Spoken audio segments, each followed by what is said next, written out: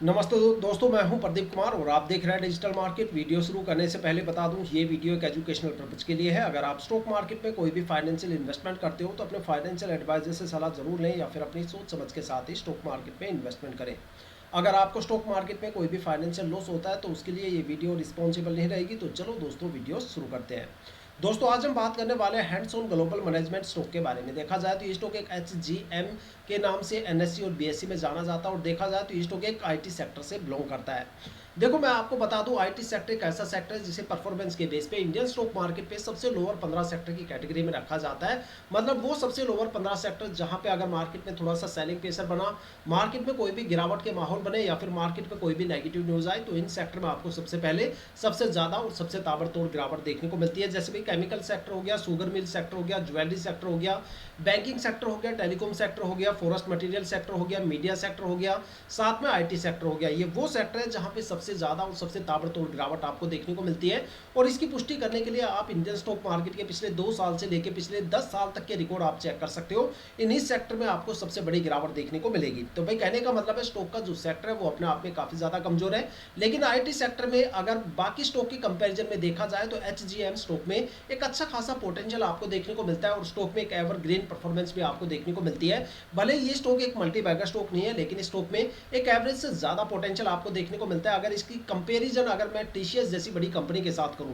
तो देखो, वहां पे तो क्या है, TCS जैसी कंपनी पे ऊंची दुकान फीका पकवान। मतलब वहां पे अगर आप रिटर्न चेक करोगे पिछले 5 सालों के, तो वहां पे 5 या 10% के रिटर्न देखने को मिलेंगे और इस स्टॉक में आपको TCS से भी ज्यादा रिटर्न देखने को मिलता है। अगर बात करें स्टॉक की परफॉर्मेंस के बारे में, तो भाई यहाँ पे स्टॉक के अगर पिछले एक हफ्ते से लेकर पिछले 5 साल की परफॉर्मेंस आप चेक करोगे तो भाई स्टॉक में बहुत ही कम टाइम ड्यूरेशन ऐसे हैं जहाँ पे स्टॉक में हल्की फुल्की गिरावट आपको देखने को मिलती है। और इस स्टॉक में जो सबसे बड़ी बड़ी गिरावट है वो करीब आज से 6 महीने पहले देखने को मिलती है, जहाँ पे स्टॉक में करीब 13.25% से ज्यादा की गिरावट देखने को मिलती है। लेकिन अगर IT सेक्टर में बाकी स्टॉक को चेक करोगे तो पिछले 7-8 महीनों में जो मार्केट में सेलिंग प्रेशर है उसके अंदर IT सेक्टर में काफी ज्यादा स्टॉक ऐसे हैं जहाँ पे 5-5, 10-10% की गिरावट तो हमें डेली देखने को मिलती है। तो भाई, कहने का मतलब है स्टॉक में 13.25% की गिरावट कोई बड़ा मायना नहीं रखती। हालांकि अगर स्टॉक के रिटर्न्स की बात करें तो भाई लॉन्ग टर्म में ये स्टॉक काफी ज्यादा एवरग्रीन रहा है, लॉन्ग टर्म में काफी अच्छे खासे रिटर्न दिए। और शॉर्ट टर्म में भी देखा जाए तो पिछले 3 महीनों से स्टॉक का जो बाइंग प्रेशर है वो लगातार बढ़ रहा है। और मैं आपको बता दूं, आने वाले 2-3 महीनों में ये स्टॉक आपको मार्केट में काफी ताबड़तोड़ दौड़ता हुआ देखने को मिलेगा और आने वाले 2-3 महीनों में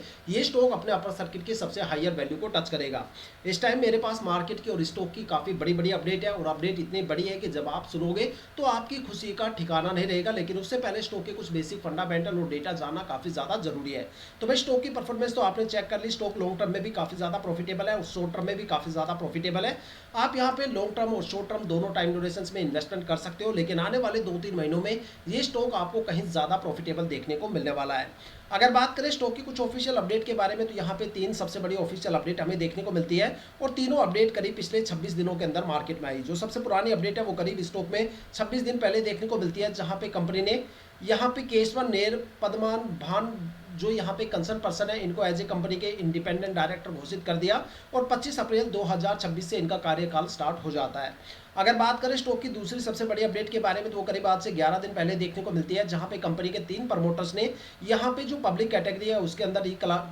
रिक्लासिफिकेशन करने की मांग की है। देखा जाए तो यहाँ पे जो टोटल होल्डिंग बनती है वो यहाँ पे करीब 6.40% के स्टेक के साथ बनती है। अगर आप बात करें स्टॉक की सबसे रिसेंट अपडेट के बारे में, तो वो अभी से करीब 8 घंटे पहले मार्केट में आई। इस टाइम जो टाइम हो रहा है वो करीब 9:43 हो रही है और 8 घंटे पहले स्टॉक की सबसे बड़ी अपडेट आई है, जहां पे कंपनी ने एक यहाँ पे मीटिंग अनाउंस की है जो करीब 30 मई को यहाँ पे होने वाली है। और देखा जाए तो इस मीटिंग में सबसे बड़ा कंसर्न यह है कि कंपनी का जो अनऑडिट फाइनेंशियल रिजल्ट है उसको यहाँ पे मंजूरी देने वाले हैं और उसके 2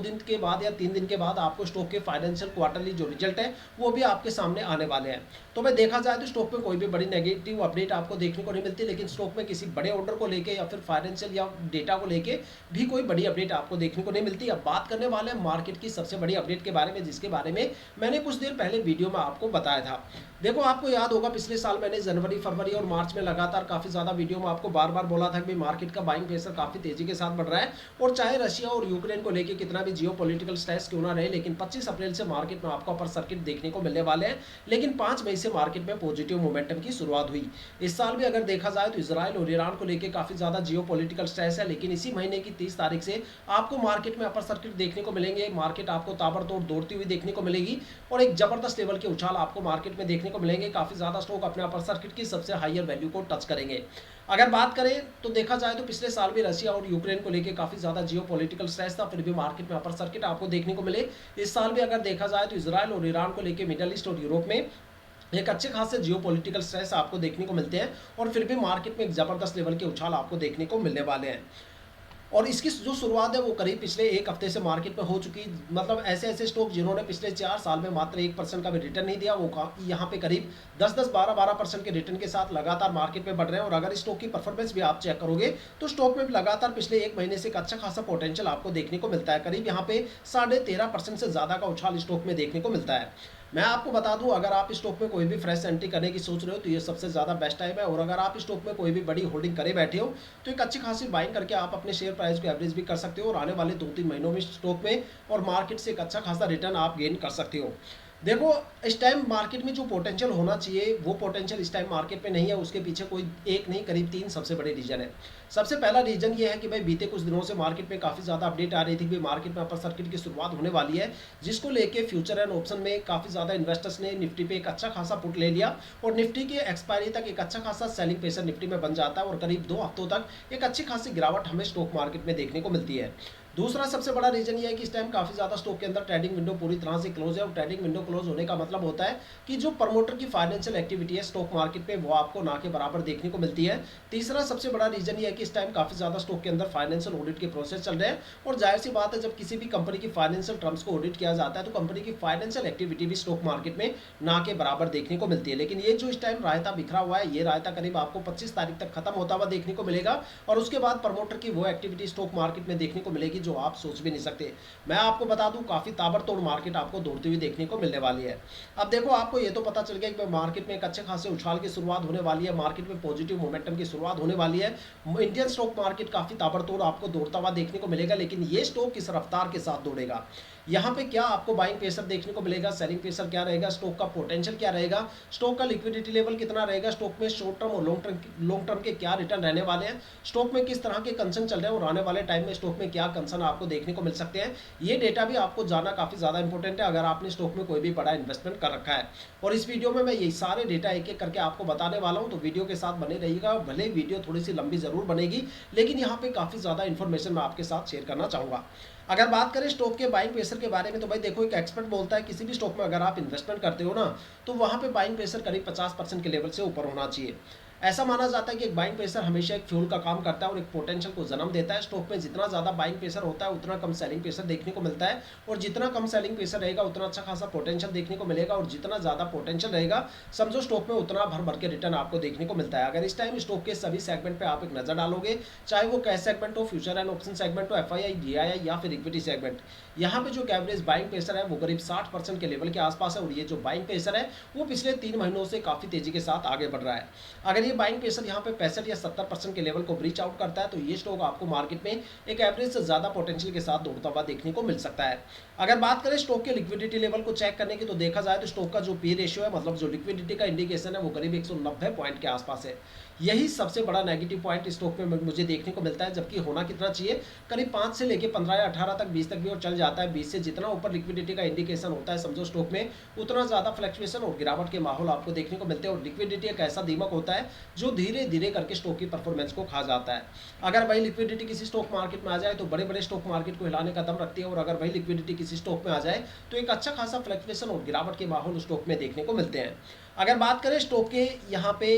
कुछ बेसिक डेटा के बारे में, तो यहाँ पे अगर स्टॉक के रिटर्न ऑन कैपिटल की बात करें, तो अगर इस टाइम स्टॉक में आप कुछ भी इन्वेस्टमेंट करते हो तो यहाँ पे डेटा के अकॉर्डिंग लॉन्ग टर्म में करीब 20% से ज़्यादा का रिटर्न आपको देखने को मिल सकता है, लेकिन आने वाले 2-3 महीनों में शॉर्ट टर्म में करीब यहाँ पे 70% से ज़्यादा का रिटर्न आपको देखने को मिल सकता है। अगर बात करें स्टॉक के अंदर ओवर प्राइस और लोअर प्राइस के कंसर्न के बारे में, तो मैं आपको बता दूं स्टॉक में दूर दूर तक आपको ओवर प्राइस का कंसर्न देखने को नहीं मिलता, और स्टॉक में दूर दूर तक लोअर प्राइस का कंसर्न भी आपको देखने को नहीं मिलता। देखो, शॉर्ट में मैं आपको बता दूं, जब कोई भी स्टॉक ओवर प्राइस या लोअर प्राइस के कंसर्न में से किसी एक कंसर्न में भी आके खड़ा हो जाए तो समझ जाना स्टॉक के बुरे दिन स्टार्ट हो गए। स्टॉक में वो ताबड़तोड़ गिरावट आपको देखने को मिलेगी, या तो वो गिरावट काफी लंबे टाइम तक आपको देखने को मिल सकती है, जैसे 1 साल, 2 साल, 3 साल या फिर उससे लंबे टाइम, या फिर गिरावट इस कदर होती है कि स्टॉक आने वाले टाइम में आपको डिलिस्ट होने की कगार पे भी देखने को को मिल सकता है अगर कंपनी ने टाइम पे कोई मजबूत डिसीजन नहीं लिया तो। हालांकि कुछ खास सिमिलरिटी भी होती है ओवर प्राइस और लोअर प्राइस के कंसर्न के बीच में। अगर किसी स्टॉक में गिरावट एक ओवर प्राइस के कंसर्न की वजह से होती है तो प्रमोटर वहां से गायब होते हुए देखने को मिलते हैं और इन्वेस्टर्स वहां पे टैप होते हुए देखने को मिलते हैं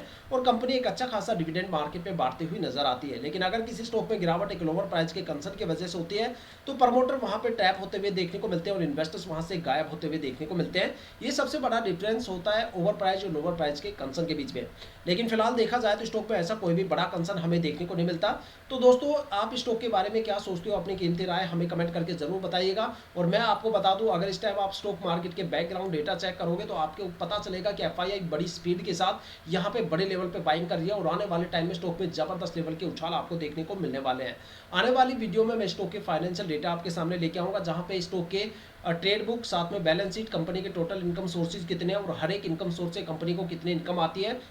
कंपनी का मार्केट का कैश फ्लो कितना है और कंपनी का रिजर्व कितना है, सरप्लस कितना है, कंपनी के असेट कितने हैं, लायबिलिटीज कितने हैं, हर एक वो फाइनेंशियल डेटा जिसकी आपको जरूरत है वो भी पिछले 2-3 साल के फाइनेंशियल डेटा के साथ कंपेयर करके बिल्कुल एक एग्जैक्ट फाइनेंशियल पोजीशन निकालेंगे किस टाइम ये स्टॉक किस फाइनेंशियल पोजीशन के साथ मार्केट में ट्रेड कर रहा है। तो दोस्तों, अगर आप इस वीडियो या चैनल पर नए हो तो चैनल को सब्सक्राइब जरूर कीजिएगा, ताकि हम जितने डीपली एनालिसिस करके आप लोगों के लिए वीडियो लेके आते हैं उसकी नोटिफिकेशन आप तक सबसे पहले पहुंचे, ताकि आप स्टॉक मार्केट के हर पहलू से रूबरू रहें, अपने आप को अपडेट और अपग्रेड करते रहें। इसी के साथ ये वीडियो समाप्त करते हैं, मिलते हैं नेक्स्ट वीडियो के साथ।